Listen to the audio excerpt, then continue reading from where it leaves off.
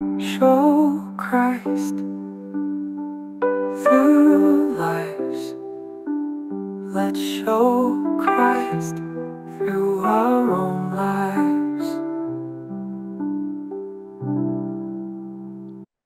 Good evening everyone. ప్రభు నామములో మీ అందరికీ నా శుభాలు. సామెతలు అధ్యయనం కోసం దేవుడు మనకిస్తున్న ప్రతి అవకాశాన్ని బట్టి దేవుడిని నేను స్తుతిస్తున్నాను.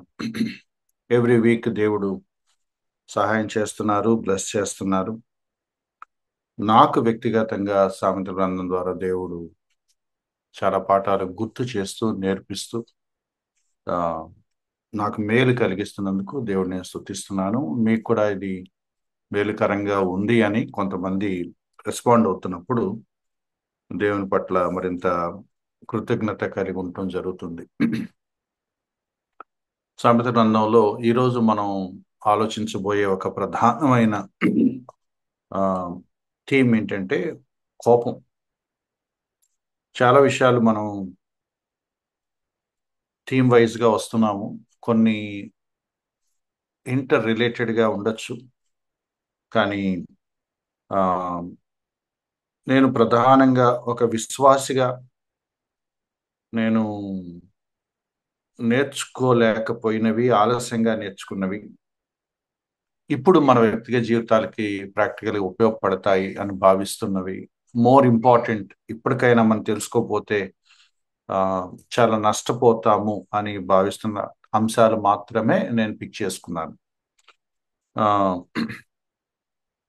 లాస్ట్ వీక్ అనుకుంటా తమ్ముడు ప్రదీప్ ఫోన్ చేశాడు, కపుల్ ఆఫ్ టాపిక్స్ గుర్తు చేశాడు, ఇవి కూడా చెప్తే బాగుంటది కదా కొన్ని అని. అంటే నేను ఆలోచిస్తానని అన్నాను. ఎందుకంటే నేను ఆ, అంటే మీరు గమనించారో లేదో, నేను ఎక్స్క్లూజివ్గా విశ్వాసులను మాత్రమే దృష్టిలో పెట్టుకొని విశ్వాసుల్లో రావాల్సిన మార్పు గురించే మాట్లాడుతున్నాను.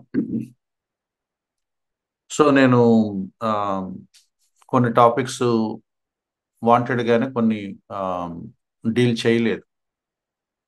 సో ప్రాక్టికల్గా మన ఆత్మీయ జీవితానికి అవసరమైనవి ఏవైతే మనం చిన్న విషయాలని నెగ్లెక్ట్ చేస్తూ వచ్చామో, వాటి గ్యాప్ అయితే ఎలా అయితే మన జీవితంలో కనపడుతుందో వాటిని మనం ఆలోచించే ప్రయత్నం చేస్తున్నాం.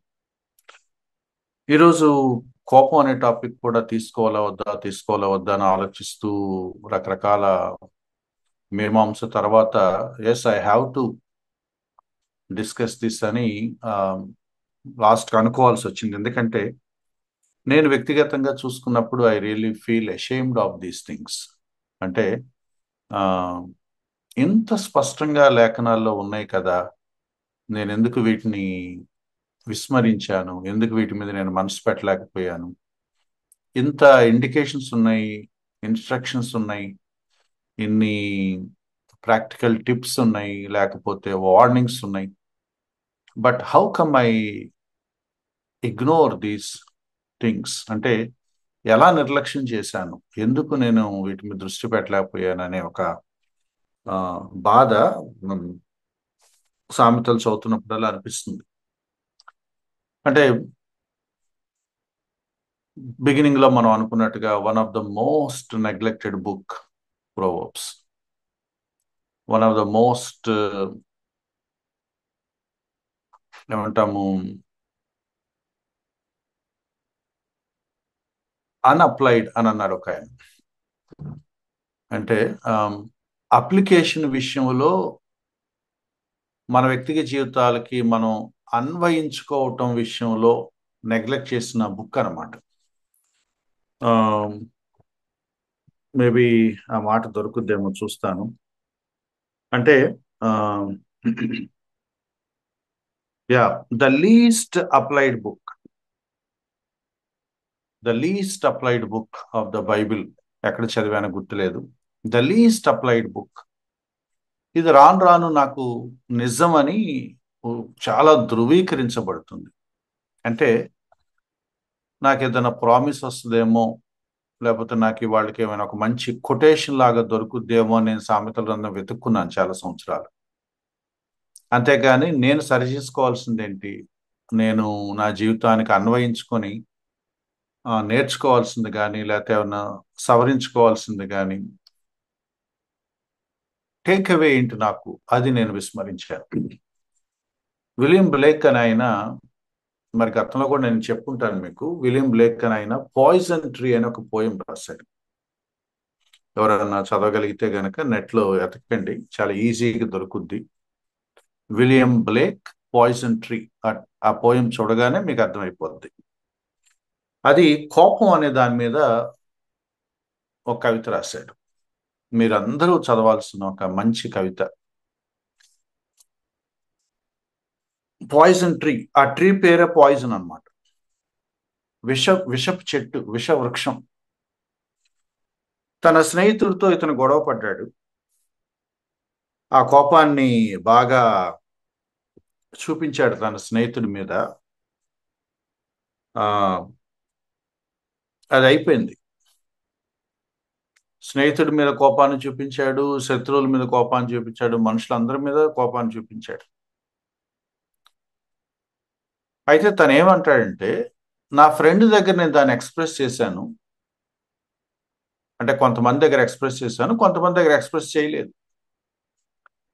ఒక అతనికి, నా స్నేహితుడు అతని మీద, అతని దగ్గర నా కోపాన్ని వ్యక్తం చేశాను, ఆ కోపం వ్యక్తం చేశాను కాబట్టి అది అంతటితో అయిపోయింది. ఇంకొక అతను ఉన్నాడు, నాకు శత్రువు లాంటి వాడు, నేను మనసులోనే పెట్టుకున్నాను, ఆ దాన్ని నేను వ్యక్తం చేయలేదు, లోపలే ఉండిపోయింది. దాన్ని నేను నీరు పోసి దాన్ని పెంచాను. కాబట్టి పగలు రాత్రి నేను దాన్ని పెంచి పోషించాను, లోపలే పెట్టుకున్నాను. అండ్ మెల్లగా అది చాలా వేళ్ళు ఉనికిపోయింది. అండ్ ఎక్కడి దాకా వేళ్ళు ఉనికిపోయిందంటే, అంటే పొయిటరీ కాబట్టి ఫిగరేటివ్గా చెప్తున్నాడు. కోపం అనే ఒక వృక్షాన్ని ఆ నీళ్లు పోసి పెంచాను, అది బాగా వేళ్ళు ఉనుకొని పెరిగి కాయలు కాసింది. ఒకరోజు మంచి కాయ కాస్తే నేనే ఆ కాయ తిన్నాను. అండ్ తెలుసు అది నేను పెంచిన విషపు చెట్టు కాయని నాకు తెలుసు. నేను, అది నన్ను బలి తీసుకుంది, అది నా లైఫ్లోకి వచ్చేసింది. అది నో, దానికి నేనే ఏమంటాము, ఆ, అంటే తను ఏమంటాడంటే, నేను ఎవరి మీదైతే కోపం పెంచుకున్నానో నా శత్రువు అని, నేను యాక్చువల్గా అతని మీద కోపం పెంచుకోలేదు, నా శత్రువే నా లోపలికి చొరబడి వచ్చేసినట్లుగా అయిపోయింది. మీరు చదవండి, చాలా ప్రొఫౌండ్ పోయం. అంటే కవి ఏం చెప్పదలుచుకున్నాడు అవన్నీ. అంటే తను ఏమంటాడంటే, నేను నా కోపాన్ని వ్యక్తం చేసినప్పుడు, యా, కామెంట్ సెక్షన్లో పెట్టారు చూడండి, లాస్ట్ లైన్ చూడండి. ఆ తను ఆ కోపానికి నేను ఎవరి మీద అయితే కష్టం పెట్టుకున్నాను వాడు బలైపోయినట్టుగా చూస్తాడు. అంటే అర్థం ఏంటంటే, ఒకరోజు అతని మీద ఆ కోపాన్ని చూపించేశాడు అనమాట. చాలా అంటే మిస్టీరియస్ గా రాసిన పోయం. అంటే ఏం చేశాడు, వైలెంట్ గా బిహేవ్ చేశాడా, లేకపోతే పట్టుకొని కొట్టేశాడా, ఏం జరిగింది మనకు తెలియదు.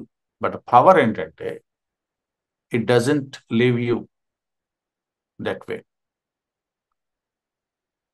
నీ లోపల నువ్వు పెంచి పోషించి, లేకపోతే దాన్ని ఏమంటాము, పేరబెట్టుకొని లోపల కూడబెట్టేసుకుంటున్న ఆ పాపం అది అలాగే ఉండదు. అది మనల్ని కానీ ఇతరులని కానీ ఎవరో ఒకళ్ళని బలి తీసుకుంటుంది. సో ఎందుకు మాట్లాడుతున్నాము అంటే, మనకు అర్థం కాని ఒక ప్రక్రియ ఏదో మన మనసుల్లో జరుగుతుంది. 27వ అధ్యాయం 3, 4 వచనాలు. ఎందుకు మాట్లాడుకుంటున్నాం ఇది అంటే, కోపం మన మనసులో జరిగే ఒక కనపడని ఒక ప్రక్రియ.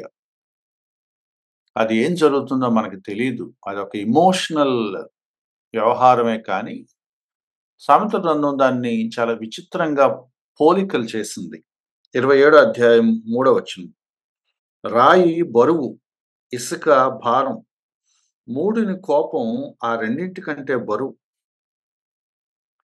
ఒక వెయిట్ క్యారీ చేస్తున్నాం మనం. మీరు మరి ఇసుక ఎప్పుడన్నా మీరు మోసారో లేదో చాలా బరువుంటది. ఆహ్,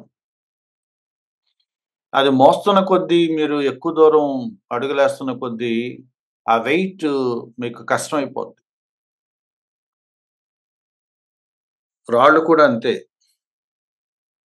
ఒక 2 ఇటుక రాళ్ళు పట్టుకొని ఏముంది పెద్ద బరువని మీరనుకుంటే, అలాగే పట్టుకొని నిలబడితే ఒక 2, 3 మినిట్స్‌కి మీకు తెలుస్తది దాని బరువు తెలుస్తా ఉంటది.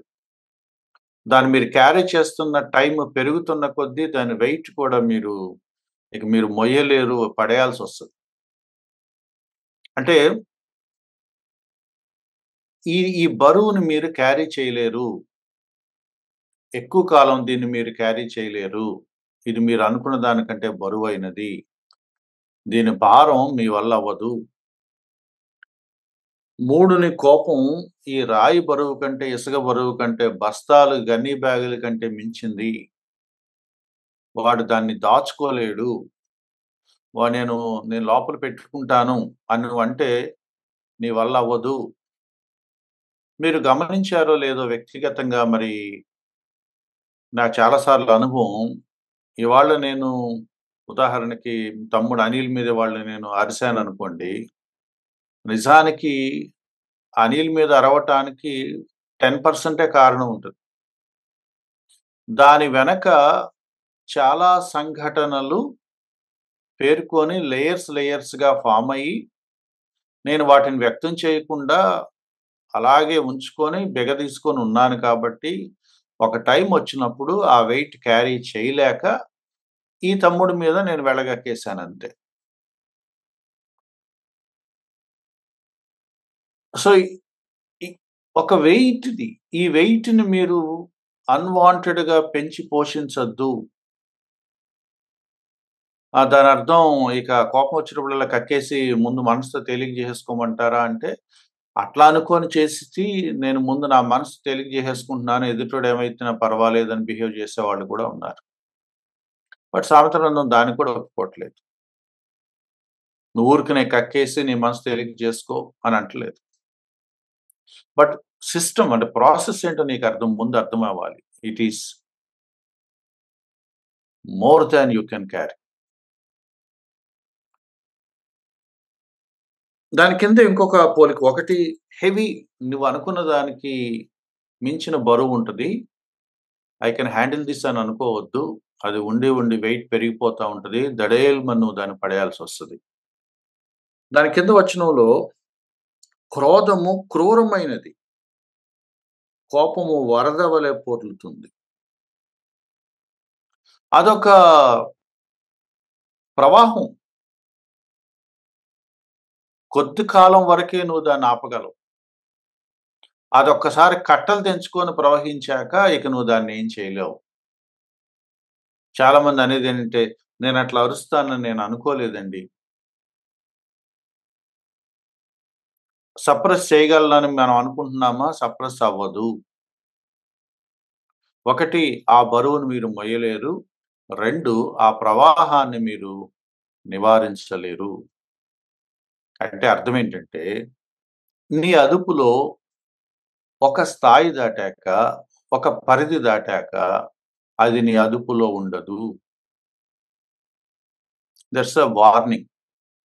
ఈ విలియం బ్లేక్ రాసిన కవిత కూడా అంతే. అది సీడ్ పడిపోయింది. ఇక నేనేం చేయలేనిక. నేను నీళ్లు పెంచి పోషించాను. మెల్లగా అది పెరిగింది. ఇప్పుడు బయటెక్కడో నా శత్రువు ఉన్నాడని ఇదివరకు అనుకున్నాను మొన్నటి వరకు. కానీ నా భయాలు, నా కోపాలు ఇప్పుడేం చేసినాయంటే, నేను పెంచిన ఈ చెట్టుకి వాళ్ళు బలైపోయేలాగా. అంటే నేను కోపాన్ని లోపల మనసులో ఏమంటాము, మనసులో కోపాన్ని అణుచుకోవట్లా నేను. ఒక విషాన్ని పెంచి పోషిస్తున్నారు. బ్లేక్ దాన్ని పాయిజన్ అన్నాడు. సామెత గ్రంథం దాన్ని భారం, బరువు, మూఢత్వం అంది. ఒక ప్రవాహం అంది. ఒక వరద అంది. ఆ వరదలో నువ్వు కొట్టుకుపోతావు. నీ వల్ల వేరే వాళ్ళు కూడా కొట్టుకుపోతారు. Which is very, very dangerous. అయితే దీన్ని ఎలా హ్యాండిల్ చేయాలి? దీన్ని ఎలా అర్థం చేసుకోవాలి అనటానికి చాలా స్పష్టమైన కొన్ని వచనాలున్నాయి. 12 అధ్యాయం 16 వచనం నేను చదువుతున్నాను. 12, 16 మూఢుడు కోపపడినది నిమిషంలోనే బయలుపడును. వివేకి నిందను వెల్లడింపక ఊరకుండును. కొన్ని టిప్స్ మనకు కనపడుతున్నాయి. చాలా సార్లు నేను నా కోపాన్ని వ్యక్తం చేశానని నేను అనుకుంటున్నాను కానీ, నాకు నిదానంగా అర్థమవుతుంది ఏంటంటే, నేను నా కోపాన్ని వ్యక్తం చేయట్లేదు. నా కోపంతో పాటు నా మూఢత్వాన్ని కూడా నేను బయట పెడుతున్నాను. ఈ వచనం ఎంత స్పష్టంగా ఉందో చూడండి. మూఢుడు మూఢుడు కోప్పడితే వెంటనే తెలిసిపోద్ది. నేను డిగ్రీ చదివే టైంలో నాకు ఒక సందర్భం జరిగింది. నేను ఎవరి మీదో ఒక ఫ్రెండ్ మీద ఎవరి మీదో ఏదో వాడి మీద చికాకు పడి అరిసి, అట్లాగే మొహం ఏమంటాం తెలుసు గదా! ఇట్లా ఫోర్ హెడ్ చిట్లించేసి మొహం అంతా ఇలా బిగించేసి టైట్‌గా పెట్టుకొని, అలాగే చర్చ్‌కొచ్చేసాను. వచ్చేస్తే మా సండే స్కూల్‌లో పిల్లలు ఎవరో అడుగుతున్నారు. "అన్న ఏంటన్నా కోపంగా ఉన్నావు ఏంటన్నా?" అంటే నేనేమంటున్నానంటే, "బానే ఉన్నాను గదా నేను. నేను బానే ఉన్నాను గదా!" "ఆ! నేను బానే ఉన్నాను." "లేదన్నా నేను ఫేస్ చాలా సీరియస్‌గా ఉన్నాను." "ఆ! లేదు నా ఫేసే అంత నీకట్లా కనపడుతుందేమో గాని నేను బానే ఉన్నానంటున్నాను. But it is very evident on my face that I am so" చాలా క్రోధం కనపడుతుంది ఫేస్‌లో. అంత యాంగర్ ఫేస్‌లో ఉండి నేనేమని సమర్థించుకుంటున్నానంటే, "నా ఫేసే అంత నేను బానే ఉన్నాను. నా ఏం కోపంగా లేను." ఇప్పుడు సండే స్కూల్ పిల్లలు, చిన్న పిల్లలు ఏంటనంటే, అక్కడ మా ఫ్రెండ్‌తో ఏదో చిన్న మాట తేడా వచ్చిందిలే నాన్న అంటే సరిపోద్ది. అంటే నేనేమనుకున్నానంటే, నా లోపల ఉండే ఎమోషన్స్ సంతోషం కానీ, కోపం కానీ, బాధ కానీ అవి నేను బయట పెట్టను. As if nothing has happened లాగా నేను బిహేవ్ చేయగలను అని అనుకునే పిచ్చి వయసనమాట. బట్ ఈ షోస్ అప్. ఇక్కడ కొంతమంది మొఖంలో కోపం నిమిషంలోనే బయటపడిపోతది. అర్థమేంటంటే, ఫేస్‌లో కనపడకుండా చూసుకోమని సామెతలు అంత చెప్పట్లా. బాబూ నీకు షార్ట్ టెంపర్. నీ షార్ట్ టెంపర్‌కి లైఫ్ ఎంతంటే 1 మినిటే ఊరికనే బయటపడిపోతావు నువ్వు. You are quick to anger. అంత షార్ట్ టెంపర్‌ని టెంపర్ అనే అనటమే కాదు, ఫూలిష్‌నెస్ అని కూడా అంటారు. త్వరగా కోప్పడటానికి కారణం మూర్ఖత్వం. లాస్ట్ వీక్ మనం చూసాం. Some are hasty when it comes to anger. ఇమ్మీడియేట్‌గా వాళ్ళు కోప్పడతారు. ఎందుకు కోప్పడతారు? ఎక్కడి దాకా కోప్పడతారు? రిలేషన్స్ పాడు చేసుకునే వరకు కోప్పడతారు. అందులో మూఢత్వం కనపడుతదట. 15వ అధ్యాయం 18వ వచనం. అయితే 15:1 చదువుకొని ఆహ్,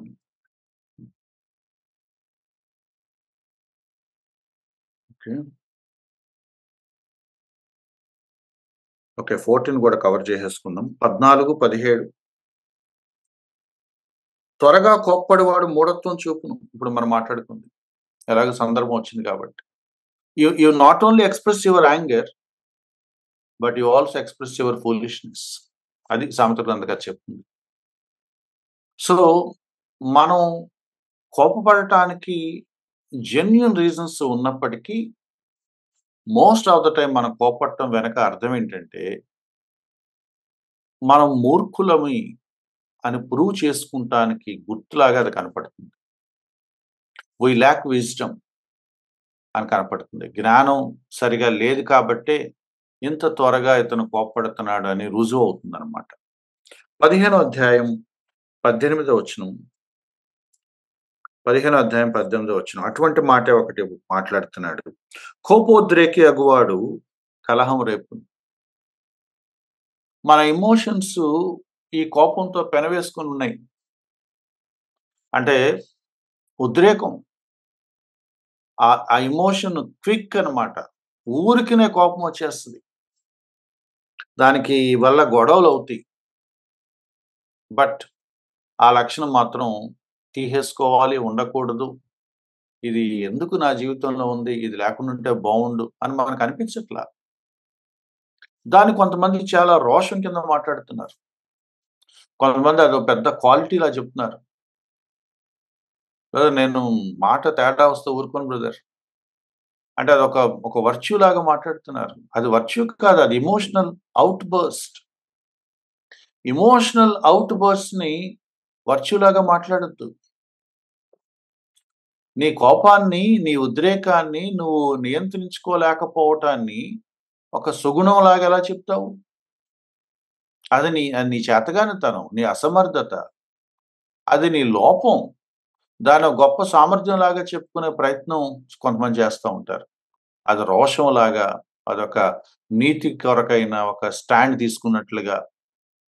ఇట్స్ యువర్ ఎమోషనల్ ఫ్లా. నీ బలహీనత అది. ఇక్కడ దాని కింద మాట చూడండి. ఏముంది, ఏమి లేదు అంటే చాలా క్లియర్‌గా ఉంది. కోపోద్రేకి అగువాడు కలహం రేపుతాడు. కానీ దీర్ఘశాంతుడు ఆ కలహాన్ని లేదా ఆ వివాదాన్ని అణిచివేస్తాడు. సో, ఇక్కడ ఏమి లేదు మనకి అనంటే, శాంతం లేదు మనకి. పేషెన్స్ లేదు. దీర్ఘశాంతం లేదు. ఆ కోపోద్రేకం నీకుంది గానీ, ఆ కోపాన్ని అణుచుకోగలిగే ఒక దీర్ఘశాంతం నీ దగ్గర లేదు. బేర్ చేయటం నీ దగ్గర లేదు. ఓర్చుకోవటం, కొంచెం ఆ కోపాన్ని అణుచుకోవటం మన దగ్గర లేదు. ఇక్కడ ఒక ప్రిన్సిపల్ కనపడుతుందండి. కోపం కంట్రోల్ చేసుకోలేని వాడు కలహాలు రేపుతాడు. కోపాన్ని కంట్రోల్ చేసుకోగలిగిన వాడు ఆ కలహాల్ని అణిచివేస్తాడు.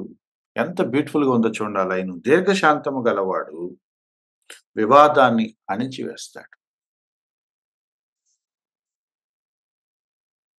Either you can stir up a quarrel or you can slow down a quarrel. నీ కోపాన్ని నువ్వు హ్యాండిల్ చేసే పద్ధతిలో అయితే నువ్వు ఆ గొడవను పెంచుతావు. లేదా ఆ గొడవను నువ్వు అణిచివేస్తావు. ఒక ప్రిన్సిపల్. నేను కొన్ని వచనాలున్నాయి. ఇవన్నీ చదివితేనే అవసరం అనుకున్నాను కాబట్టి కొంచెం నేను స్పీడప్ చేస్తున్నాను. కొంతమంది ఉంటారట 16 అధ్యాయం 14 వచనంలో ఉంది. దీని మీద మనం ఎక్కువ సేపు టైమ్ స్పెండ్ చేయం గానీ, బట్ చదివి వినిపించాలని నాకు అనిపించింది. 16, 14 కొంతమంది ఉంటారట. వాళ్ళకి దేవుడిచ్చిన జ్ఞానం ఏంటంటే, దేవుడిచ్చిన దీర్ఘశాంతము లేతే ఆ నిగ్రహం ఏంటంటే, రాజుగారి దగ్గర కూడా వైస్‌గా బిహేవ్ చేసి, రాజుగారికి కోపం వచ్చినప్పుడు కూడా జాగ్రత్తగా మాట్లాడి, ఎంత బ్యూటిఫుల్‌గా ఉందో చూడండి. జ్ఞాని అయిన వాడు ఆ క్రోధమును శాంతపరచును. సో, అది వర్చ్యూ. సుగుణం అంటే అది. రాజుగారి కోపమొస్తే ఇక అడ్డే ఉంది, అదుపే ఉంది. సామెతల గ్రంథకర్త ఏం రాస్తున్నాడు? రాజుగారికి కోపమొచ్చిందంటే బాబు అది మరణదూతే. ఇక ఆయన కోపమొచ్చిందంటే చంపేస్తాడు. ఎవరెక్కడ అంటాడు. మరణశిక్ష అనౌన్స్ చేస్తాడు. అయిపోయింది ఇక దాన్ని ఎవరు వెనక్కి తీయలేరు. బట్ అక్కడ గనక ఒక జ్ఞాని అయిన వ్యక్తి ఉంటే, రాజా మరి అలా సరే ఇలా అన్నారు. మరి ఇలా అయితే బావుంటది అని జాగ్రత్తగా మాట్లాడగలిగిన వాడక్కడుంటే, అతను కూడా రాజుగారి కోపాన్ని చల్లార్చగలడట. సో, పాయింట్ ఏంటంటే, we need wisdom to control the anger. కోపాన్ని అణుచుకోవటానికి లేతే కోపాన్ని నియంత్రించుకోవటానికి, క్రోధాన్ని శాంతపరచటానికి, చల్లార్చటానికి తగిన జ్ఞానము మనకు కావాలి. Why do we need wisdom? We need wisdom for many reasons. ప్రతి వీక్ మనం రకరకాల కారణాలు చూస్తున్నాం. జ్ఞానం కలిగిన వాడు ఇలా ఉంటాడు, ఇలా ఉంటాడు, ఇలా ఉంటాడని. ఈ రోజు మాట్లాడుతున్న మాట ఏంటంటే, we need wisdom so that we can handle our emotions. We need wisdom so that we can handle our anger. We can control our anger. మన కోపాన్ని, మన ఉద్రేకాల్ని, మన ఆవేశాలని నియంత్రించుకోవటానికి తగిన జ్ఞానం మనకు కావాలి. జ్ఞానం లేకనే మనం ఏదేదో మాట్లాడేస్తాం. జ్ఞానం లేకనే మన భావోద్రేకాలని ఇష్టం వచ్చినట్టుగా మనుషుల మీద డంప్ చేసేస్తాం. ఎదుటి వాళ్ళు ఏమైపోయినా పర్వాలేదు, నేను ముందు నా హృదయంలోంది బయటికి వెళ్ళగక్కేసి నా కడుపు ఖాళీ చేసుకోవాలి. So we need wisdom. There are some people, they can even calm down the kings. రాజుల కోపాన్ని కూడా చల్లార్చగలిగే జ్ఞానం కలిగిన వాళ్ళు ఉన్నారు. అందుకనే కదా పెద్ద పెద్ద వాళ్ళని మంత్రులుగా, జ్ఞానులుగా పెట్టుకుంటారు వాళ్ళు. మేము తొందరపాటు నిర్ణయాలు తీస్తున్నప్పుడు యు ప్లీజ్ గైడ్ us. దానియేలు ఇటువంటి వాళ్ళందరూ ఆ పొజిషన్స్ లోనే ఉన్నారు. They guide the Kings, they guide the emperors. రాజుగారు ఏం పనులు చేసినా కూడా మెల్లగా అక్కడి నుండి వ్యవహారాలు చూడగలిగే కొన్ని ఆలోచనకర్తల్లాగా వాళ్ళు ఉన్నారు. 17వ అధ్యాయం 27వ వచనం. ఇది కూడా మనం చూసుకుంటే బెటర్ ఏమో. ఆల్రెడీ మన ఫెమిలియరే. ఒకసారి చదువుతాను.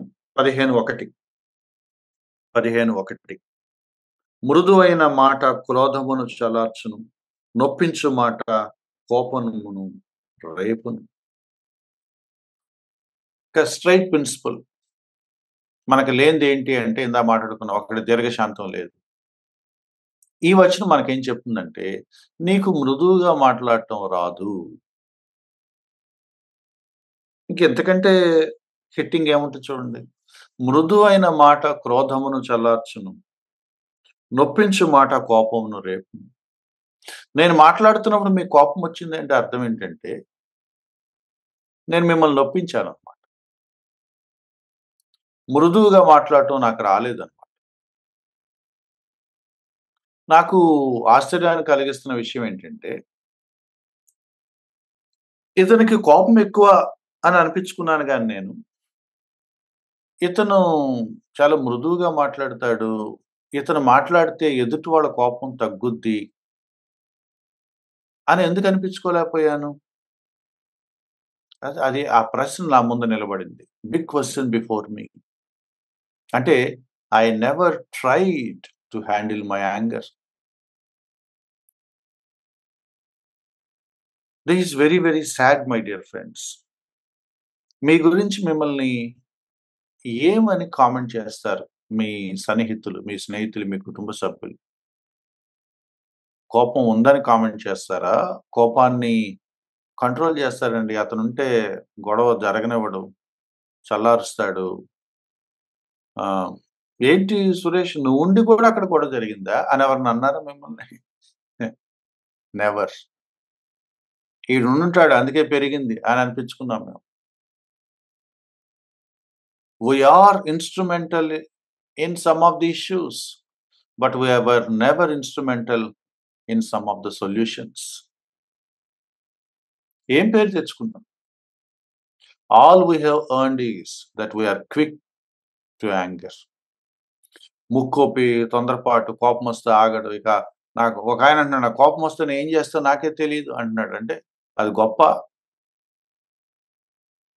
నువ్వు కోపం వస్తే ఏం చేస్తావు నీకే తెలియదు అనేది అది ఏమన్నా స్ఫూర్తిదాయకమైన లక్షణమా? అది మళ్ళీ గొప్పగా చెప్పుకోవటం ఏంటి? సినిమా హీరోలు అది ఒక డైలాగ్ లాగా, ఛాలెంజ్ లాగా, ఒక మంచి స్టేట్మెంట్ లాగా చెప్తున్నారు. It's a shameful thing. దాని అర్థం ఏంటో తెలుసా? నా కోపం వస్తే నేను మృగానిలాగా మారతాను, నేను కోపం వస్తే పశువులాగా ప్రవర్తిస్తాను, నేనేం చేస్తాను నాకే తెలియదు. ఒకసారి నేను ఫోన్ ఇసిరి గోడకేసి కొట్టాను. And when I look back, ఆ కోపమొస్తే అది 30,000 ఫోనైనా, 20,000 ఫోనైనా పట్టించుకోను. గొప్ప కాదు. సిగ్గుపడాల్సిన విషయం మై డియర్ ఫ్రెండ్స్.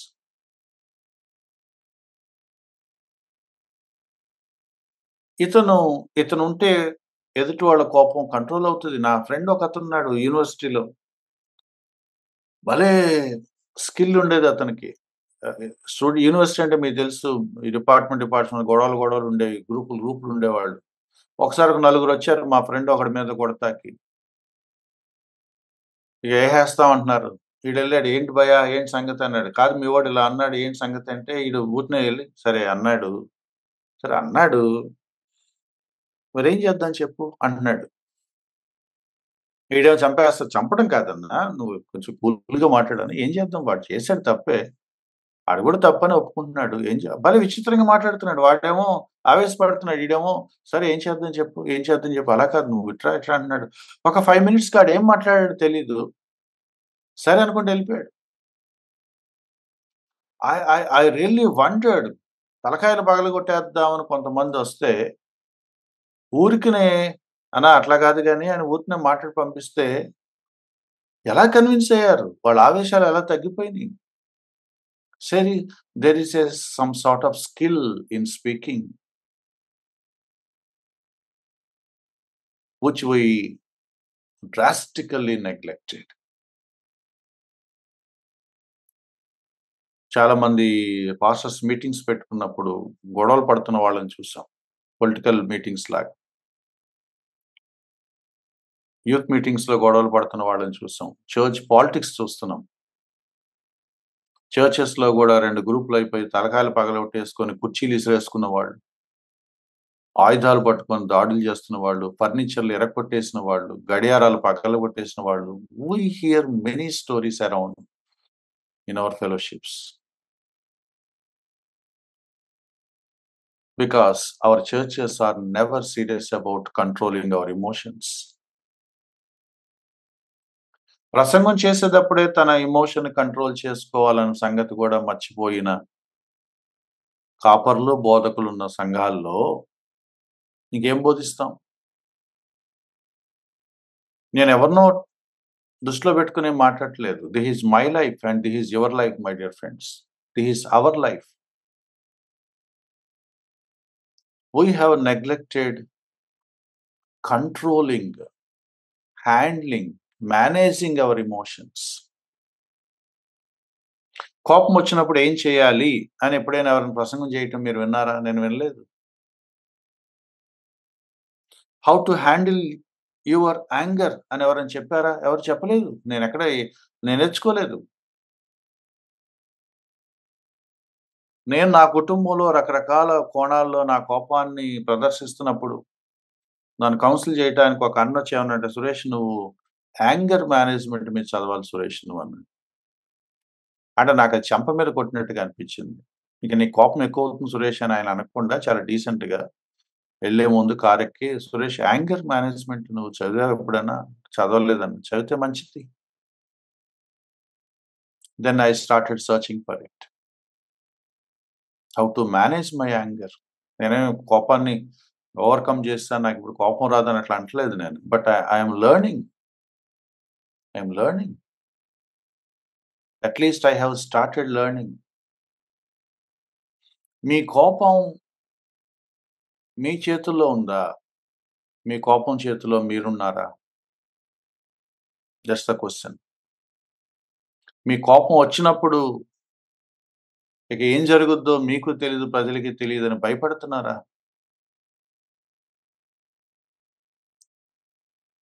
నాకు బాగా గుర్తు ఒక సండే స్కూల్ పాప నా పక్కన కూర్చొని, "అన్నా నేనిట్లా మా ఇంట్లో కూర్చోలేనన్నా" అంది. ఎందుకంటే, బికాజ్ మా ఇంట్లో వాతావరణం ఇట్లా ఉండదని. They were afraid of their people. అమ్మో! నోరు తెరిస్తే ఉంటాడు, నోరు తెరిస్తే ఉంటాడు. ఒక ఎమోషనల్ ఫియర్.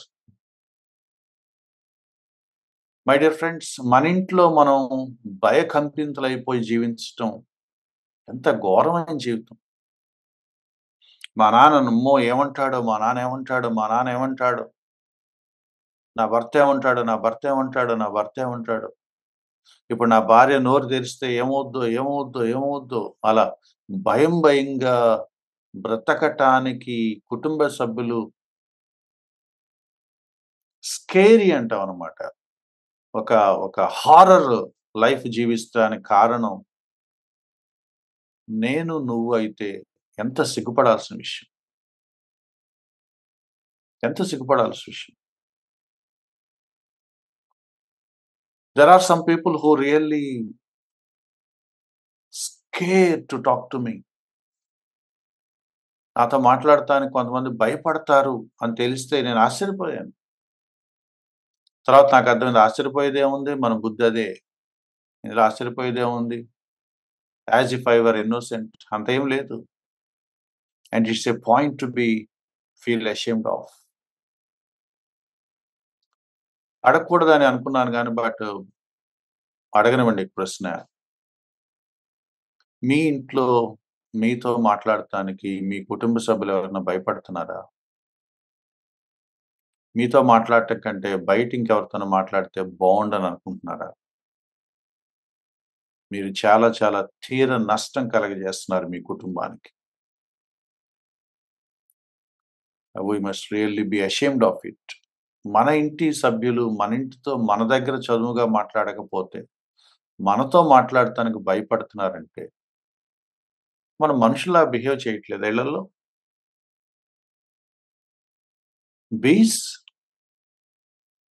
బీస్ మృగాలమా, పశువులమా, వేట కుక్కలాగా మీద పడిపోతామా?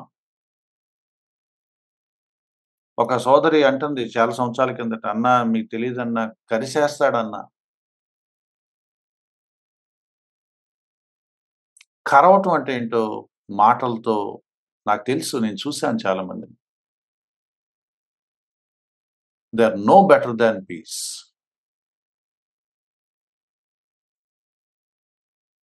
What a shame it is when people were afraid of approaching you.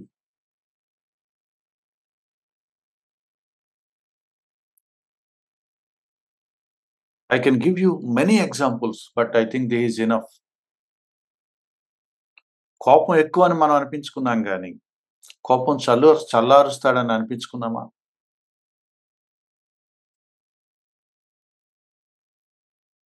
ఎదుటి వాళ్ళ కోపాన్ని భలే మాట్లాడించి భలే కూల్ చేస్తాడు ఎదుటి వాళ్ళని అని మీరు అనిపించుకున్నారు ఎప్పుడైనా? కోపం వస్తే అన్కంట్రోలబుల్ బీస్ట్ లాగా అయిపోతాన్ని సిగ్గుపడద్దా?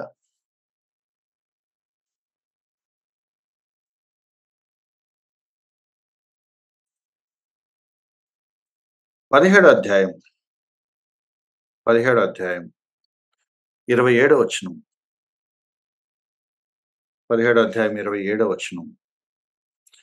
మితముగా మాట్లాడువాడు తెలివిగలవాడు, శాంత గుణం గలవాడు వివేకం గలవాడు. వాట్ వీ ల్యాక్ ఈ వచనం చెప్తుంది. ఈ కోపానికి కారణం ఏంటంటే దీర్ఘశాంతం లేకపోవటం. ఇందా చూసాం మనం, దాన్ని మళ్ళీ ఇక్కడ రిమైండ్ చేస్తున్నాడు, శాంత గుణం లేకపోవటం. గ్రంథకర్త ఏమంటున్నాడంటే బెటర్ యూ స్పీక్ లెస్. మితముగా మాట్లాడటంలో తెలివి ఉంది బాబు, ఎలా పడితే అలా మాట్లాడదు. నీ మాటలు వేరే వాళ్ళు నొప్పిస్తున్నాయా? నీ మాటల వల్ల గొడవ పెరుగుతుందా? తేడా జరుగుతున్నట్టు అనిపిస్తుందా? నువ్వు కొంచెం తగ్గితే మంచిది. నా మాట వల్ల ఈ డిస్కషన్ పక్కదారి పట్టకూడదు అనే కన్సర్న్ నీకుందా? Talk carefully. ప్రాక్టికల్ టిప్ ఒకటి ఇస్తున్నాడు, స్పీక్ లెస్. మితముగా మాట్లాడు. జాగ్రత్తగా ఆచితూచి మాట్లాడు. నా వల్ల ఎదుటి వాళ్ళ కోపం ఫ్లేరప్ అవ్వకూడదు, నా వల్ల ఎదుటి వాళ్ళ కోపం రేగకూడదు. కొంతమందికి అదేం అలవాటు, ఎదుటి వాళ్ళ కోపం రెచ్చగొట్టేలాగా మాట్లాడతారు. వాళ్ళ బుద్ధే ఏమంటే వీడికి కోపం కలుగుద్దో దాని మీద రీసెర్చ్ చేసి ఆ పనే చేస్తూ ఉంటారు, విచ్ ఈస్ డెమోనిక్.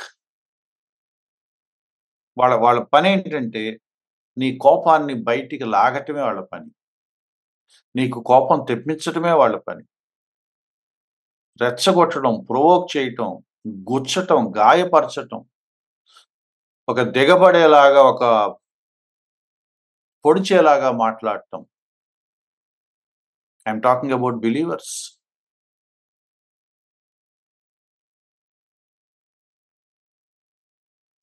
నేను నా ఇంట్లో ఎవరినైనా రెచ్చగొట్టేలాగా మాట్లాడుతున్నానా? Then I am accountable for the family. నేను కదా రెచ్చగొట్టింది. నేను కదా అతనంత వైల్డ్‌గా బిహేవ్ చేయటానికి కారణమైంది. వాళ్ళంత అన్‌కంట్రోలబుల్‌గా ఇవ్వటానికి అగ్నికి ఆజ్యం పోసింది నేను కదా! I am equally responsible. దేవుడికి తెలీదని అనుకోమాకండి. కొంతమంది నంగనాచులుంటారు. రెచ్చగొట్టి వదిలేస్తారు. వాడు రెచ్చిపోయి ఓ అరిచేస్తా ఉంటే, చూడు ఈయనకెంత కోపమో అంటా ఉంటారు. మనుషులు భ్రమపడొచ్చు. But God is seeing. Same with brothers also. అంటించి వదిలేసే బ్రదర్స్ ఉన్నారు. నోరేసుకొని పడతా ఉంటే నోరేసుకొని పడుతుందని చెప్పేవాళ్ళున్నారు. దాని వెనక కారణం ఏంటో ఎవరికీ తెలీదు. There are some nasty people. They are the root cause of all the issues. మితముగా మాట్లాడండి. శాంత గుణం కలిగి ఉండండి. మితముగా మాట్లాడటం అనేది ఒక ఇంపార్టెంట్ బాధ్యత, discipline. I must be very careful whenever I speak అని రోజుకి ఒకసారైనా నాకెందుకు గుర్తు రావట్లేదు? I must be careful when I speak అని ప్రతిరోజు నాకు నేను చెప్పుకోవట్లేదు? బికాజ్ అది ఇంపార్టెంట్ కాదని నేను అనుకుంటున్నాను. బ్రదర్, నేను కడుపులో ఏమి దాచుకోను బ్రదర్. నా మనసులో ఉంది చెప్పేస్తాను. నేను ప్లెయిన్ బ్రదర్. నేను బోళ. ఇదొక కవరింగ్ అన్నమాట. ఆ పేరు చెప్పటం, అనాలనుకున్నంత అనేయటం, లాస్ట్‌లో బ్రదర్ నేను మిమ్మల్ని హర్ట్ చేస్తే సారీ. బట్ నేను చెప్పాలని చెప్పాను. ఇంకొకరి దగ్గర ఇంకొక తెలివితేటలున్నాయి. స్నేహితుడు మేలు కోరి గాయం చేయను. ఆ వచనం పట్టుకుంటాడు. మీ మేలు కోరే చెప్తున్నాను. అనాల్సినంత అనేస్తాడు. వెళ్ళిపోతాడు. ఏంటంటే నేను మీకు చెప్పాలనుకున్నది చెప్పేసాను మేలు కోరి. మీరు హర్ట్ అయితే నేనేం చేయలేను. God knows the attitude my dear friends. మీరు మేలు చేయటల్లా. మీరు ఒక వాక్యం దుర్వినియోగం చేస్తున్నారు. ఒక వాక్యాన్ని అడ్డుపెట్టుకొని మీ కోపాన్ని, మీ అక్కసు తీర్చుకొని మీరు కవరప్ చేసుకుంటున్నారు. నా మాటలు నా ఇంట్లో సమాధానాన్ని పాడు చేస్తున్నాయా?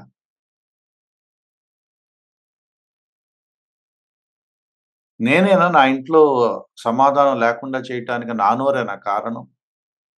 What a shame it is. ఇంత వయసొచ్చాక, ఇన్ని సంవత్సరాల కుటుంబ జీవితంలో ఇంకా సంయమనంతో మాట్లాడటం నేర్చుకోలేకపోతే ఇంకేమి నేర్చుకుంటున్నామా? 2 మాటలు మాట్లాడాలో, మాట్లాడకూడదో గూడా మనకు తెలియట్లేదంటే ఇంత వయసొచ్చాక. ఏం నేర్చుకున్నట్టు మనం? మితముగా మాట్లాడండి. శాంత గుణం కలిగి ఉండండి.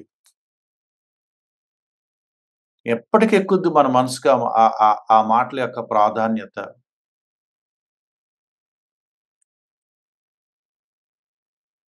ఇరవై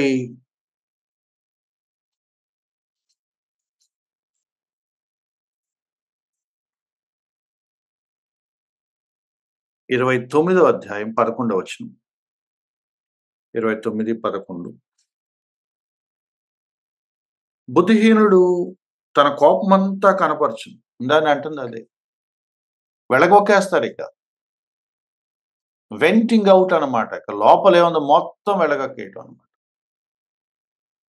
మనం మాట్లాడుకున్నాం. మీరు దాన్ని క్యారీ చేయలేరు. ఏదో రోజు బయట పడిపోద్ది. ఆ బయట పడటానికి ఇంకోటేదో కారణం ఉంటది. ఇవాళ మీరు కోప్పడిన దానికి కారణం ఇవాల్టిది కాదు. అది పొరలు పొరలుగా మీరు చాలా కష్టం పేర్చుకొని, పగ, ప్రతీకారం పేర్చుకున్న దాని దుష్పరిణామం. నేను ఇప్పుడు ఏమన్నాను మీరు అంత కోపం చూపిస్తున్నారు అంటారు పాపం వాళ్ళు. నేను దీనికోసమే నేను మాట అంటే పడను. ఈ మాట అన్నావని యాక్చువల్లీ కారణం దీనికోసం కాదు. దాని వెనక బోలెడంత స్టోరీ ఉంది. అదంతా ఇప్పుడు నువ్వు బయట పెట్టుకుంటున్నావు. It shows up. పాపం వాళ్ళకి తెలియకపోవచ్చు. But God knows it. God knows it. ఎంత క్లియర్‌గా ఉందో చూడండి. ఎంత షార్ప్‌గా ఉందో చూడండి. బుద్ధిహీనుడు తన కోపమంతా కనపరుస్తాడు. ఇక వాడు దాచుకోలేడు. జ్ఞానం గలవాడు కోపాన్ని అణుచుకుంటాడు. దానిని చూపకుండా ఉంటాడు. This is what we need my dear friends. ఒకటి దీర్ఘశాంతం మనకు కావాలి. లేదా శాంత గుణం కావాలి. 2 తక్కువగా మాట్లాడటం నేర్చుకోవాలి. మన మాటల వల్ల ఆ వివాదం పెరగకుండా చూసుకోవాలి. మన మాటల వల్ల ఎవరికీ కోపం కలగకుండా చూసుకోవాలి. నా మాటల వల్ల ఎదుటి వాళ్ళకి కోపం వస్తుంది అనంటే, నా మాట తీరు బాగలేదు. ఇంకా క్లియర్‌గా చెప్పాలంటే, మృదువుగా మాట్లాడటం నేను నేర్చుకోవాలి. కొంతమంది మృదువుగా మాట్లాడటం చేతగానితనం అనుకుంటారు. దాని గురించి మళ్ళీ మనం మాట్లాడుకుందాం. బట్ ఇక్కడ ఏమంటున్నాడంటే, జ్ఞానం కలవాడు కోపాన్ని అణుచుకుంటాడు. We should really pray for this. I should really pray for this. ప్రభువా నేను నా కోపాన్ని అణుచుకోవటం నాకు నేర్పించండి. నాకు శాంత గుణం కావాలి. నేను మితంగా మాట్లాడాలి. అది నాకు నేర్పించండి. నా నోరు నేను కంట్రోల్ చేసుకోవటం నాకు నేర్పించండి. I should really pray for this.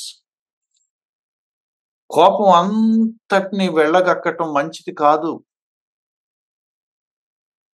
కానీ కోపాన్ని అణుచుకోవటం మంచిది. అలాగని పేరబెట్టుకొని ఒకే రోజు డంప్ చేయమని అంటలేదు. దానికి చెప్పట్లేదు. అణుచుకోనే ఒక ఎబిలిటీ ఉంది. జ్ఞానం కలిగిన వాడు తన కోపాన్ని హ్యాండిల్ చేస్తాడు. నిగ్రహించుకుంటాడు.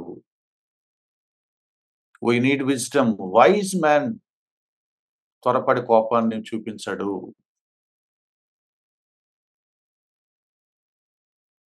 మన దగ్గర కొన్ని స్టేట్మెంట్స్ ఉన్నాయి. మనం కూడా మనుషులమే కదండీ! మనకు కూడా కోపం వస్తది కదండీ! మనం కూడా ఎంతకాలం ఓర్చుకుంటాం అనే పేరు మీద నేను కూడా కోప్పడొచ్చు, మొత్తం కక్కేయొచ్చు, నా ఆవేశాన్నంతటిని కుమ్మరించొచ్చని లైసెన్స్ తీసుకుంటున్నామా? కొంచెం అయినా ఓర్చుకోవాలని ఎప్పుడైనా అనిపించదా? నాకు కోపాన్ని కంట్రోల్ చేసుకోవటం ఎలాగో నాకు రావట్లేదు. I should really work on this. I should really pray for this అని ఒక్కసారి కూడా ఎందుకు అనిపించదు? ఎందుకంటే అది మనకి సీరియస్ ఇష్యూ కాదు కాబట్టి. ఏమనుకోద్ది ఈ మాట అంటున్నానని. భార్యాభర్తల కోసం మాట్లాడుతున్నాను. తల్లిదండ్రులు, పిల్లల కోసం మాట్లాడుతున్నాను. వెనక్కి తిరిగి చూసుకుంటే మన ఇంట్లో గొడవలకు కారణం మనం కాదు. మన నోరు కాదు. మన టెంపర్ కాదు. నేను ఇంకొంచెం మౌనంగా ఉంటే బావుండేదా? నేను కొంచెం శాంతంగా ఉండుంటే బావుండేదా? నేను కొంచెం జ్ఞానంగా ఉండి సంయమనం పాటించుంటే బావుండేదా? మనం మన పిల్లలకి ఏం నేర్పిస్తున్నాము? ఓర్చుకోవటం నేర్పిస్తున్నామా? వాళ్ళు కూడా మనలాగే కోపాన్ని డంప్ చేసేస్తున్నారా? మొత్తం కుమ్మరించేస్తున్నారా? మా వోడు సేమ్ అండి. నా జిరాక్స్ కాపీ అండి. ఆడు కూడా అంతేనండి. కోపం వస్తే తట్టుకోలేడండి ఆడు. వాడికి రాదు. వస్తే మాత్రం వాడిని అంటే అది గర్వించాల్సిన గొప్ప పోలిక అది. అది గర్వించాల్సిన గొప్ప పోలిక.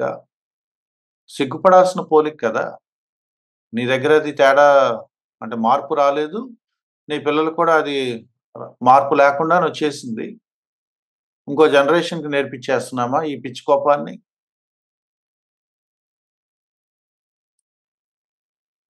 నేను మాటంటే పడను బ్రదర్. అది క్వాలిటీ కాదండి. అది గొప్ప వర్చ్యూ లాగా చెప్పుకుంటున్నారేమో! అది సిగ్గుపడాల్సిన విషయం.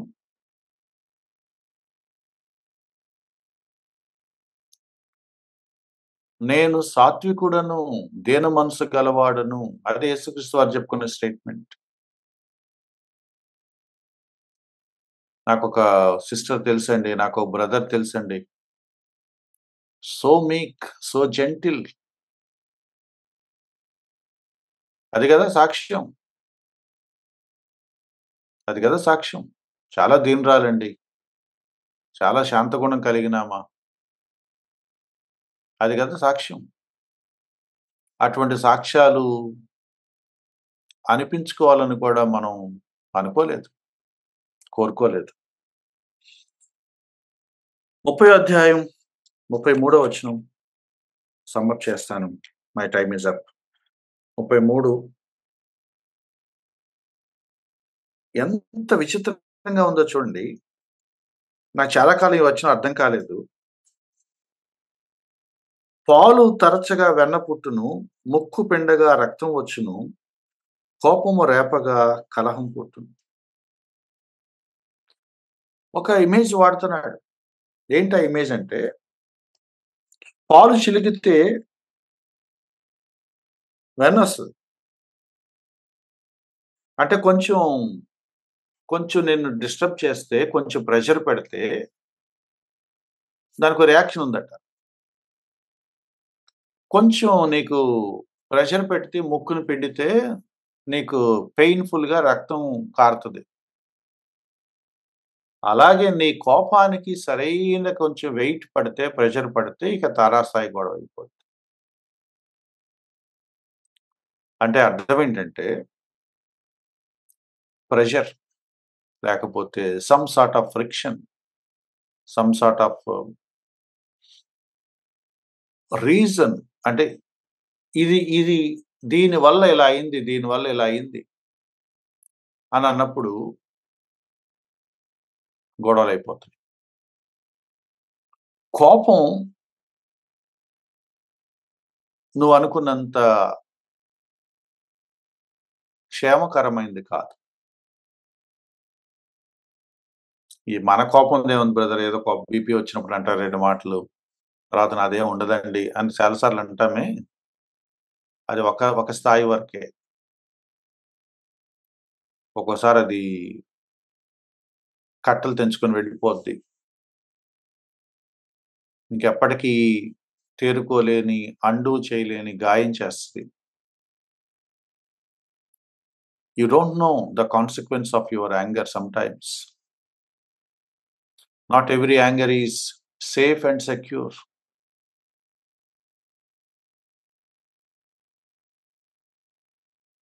మోటివ్స్ చాలా ఇంపార్టెంట్.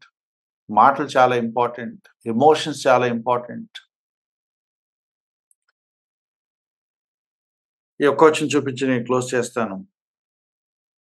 ఫిలిప్పీయులకు రాసిన పత్రిక 4వ అధ్యాయం. ఫిలిప్పీయులకు రాసిన పత్రిక 4వ అధ్యాయం 5వ వచనం. మీ సహనమును సకల జనులకు తెలియబడనివ్వండి అని అన్నప్పుడు, సహనం అనే చోట ఫుట్ నోట్ ఉంది. మృదుత్వం అనే మాట ఉందట. అంటే let the people know that you are gentle. Let the people know that you are soft. Let the people know that you are meek. మీరు ఓర్చుకుంటారు, మీకు సహనం ఉంది, మీకు ఓర్పు ఉంది. మీరు చాలా మృదు స్వభావులు, మీరు చాలా నిదానస్తులు అని ప్రజలకు తెలియనివ్వండి అంటున్నాడు. అది సాక్ష్యం.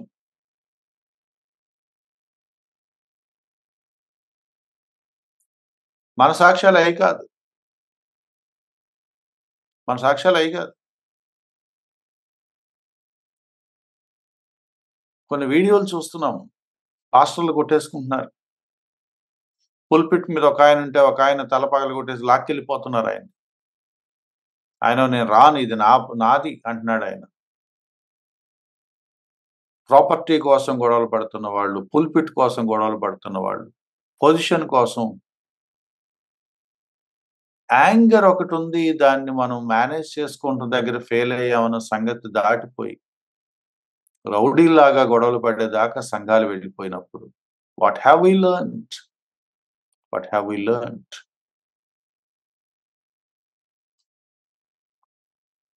I really want to be patient.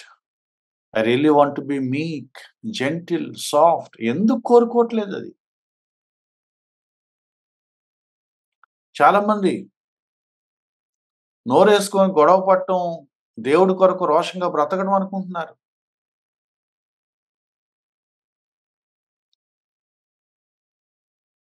Roasting, లేకపోతే కౌంటర్స్, వీడియోలు చేయటం, రీబట్టల్స్, రిఫ్యూటింగ్,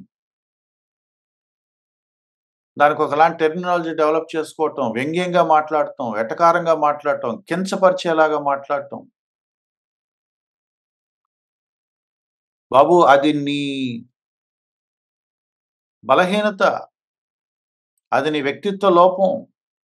దాన్ని గొప్ప క్రైస్తవ సాధుగుణం లాగా చెప్పి రోషం కోసం, దేవుడి కోసం పెద్ద పని చేస్తున్నానని చూపించు. మాకు మాట్లాడటం నేర్చుకో, సంయమనం నేర్చుకో, ముందు ఇమోషన్స్ ని కంట్రోల్లో పెట్టుకోవటం నేర్చుకో. ఏ మాట అనాలి, ఏ మాట అనకూడదో అది నేర్చుకో. నోటికి వచ్చింది మాట్లాడేసి దేవుడి కొరకు రోషంగా మాట్లాడుతున్నానంటే ఇట్ డజంట్ వర్క్. మనకు కొంత పరిణతి కావాలి,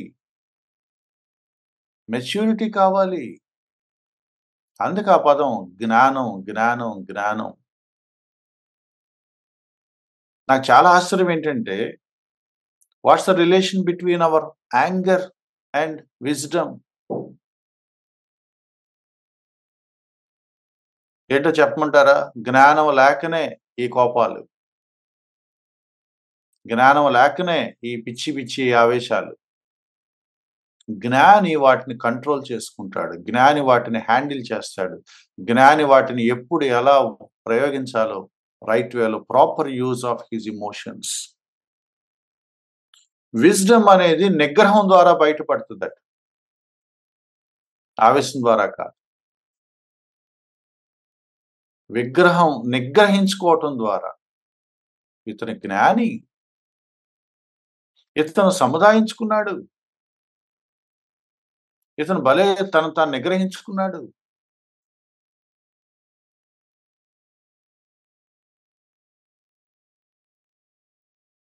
కోపం వస్తే రియాక్ట్ అయ్యే అందరూ రియాక్ట్ అవుతారండి.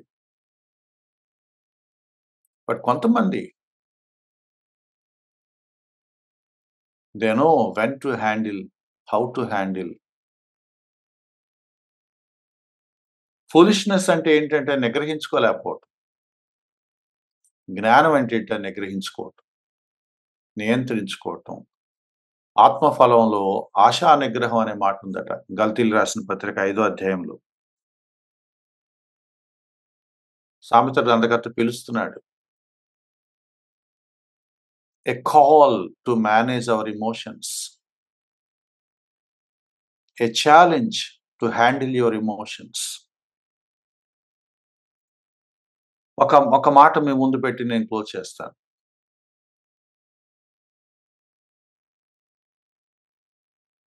Manage your emotions. Manage your words.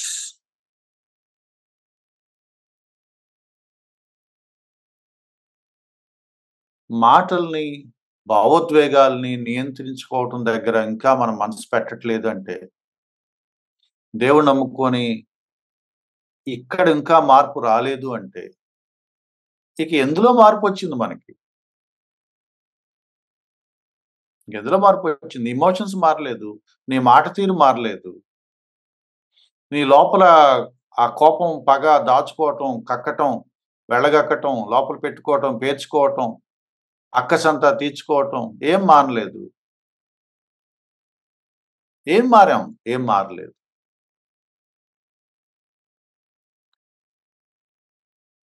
ఈ మాట చెప్పి నేను క్లోజ్ చేస్తాను. నీ కోపం వచ్చినప్పుడు నీ కోపం నిన్ను కంట్రోల్ చేస్తుందా, లేదా నువ్వే నీ కోపాన్ని కంట్రోల్ చేస్తున్నావా? That's the biggest question before me and before you. నువ్వు నీ కోపాన్ని కంట్రోల్ చేస్తున్నావా? నీ కోపం నిన్ను కంట్రోల్ చేస్తుందా? నువ్వు నీ ఎమోషన్స్‌ని కంట్రోల్ చేసుకోగలుగుతున్నావా? లేదా నీ ఎమోషన్సే నిన్ను కంట్రోల్ చేసేస్తుంది? అవి కట్టలు తెంచుకున్నాక నువ్వేంటో నీకే అర్థం కావట్లేదా? లేదా అవి కట్టలు తెంచుకోక ముందే వాటిని నియంత్రించుకునే పద్ధతులు నీ దగ్గర ఏమైనా ఉన్నాయా?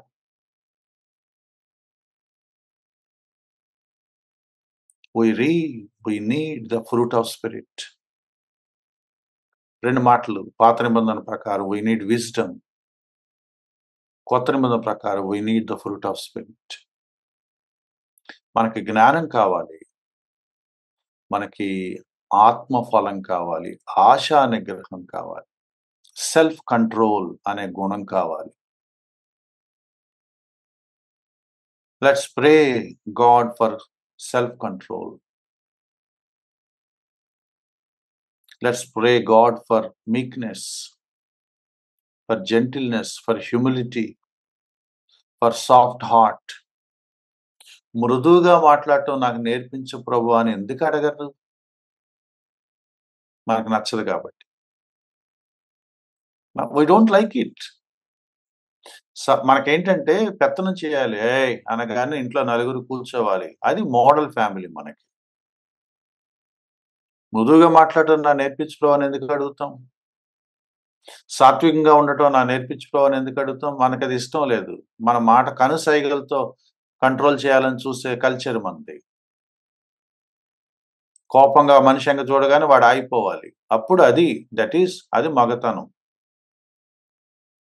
నోరు లేస్తుంది అంటాం పెద్ద డైలాగ్. నోరు మూసుకోమని బైబిల్ చెప్తుంది. See the contrast. ఎక్కడికి వెళ్ళిపోయాం మనం? We need the fruit of spirit. We need wisdom. May the Lord help us.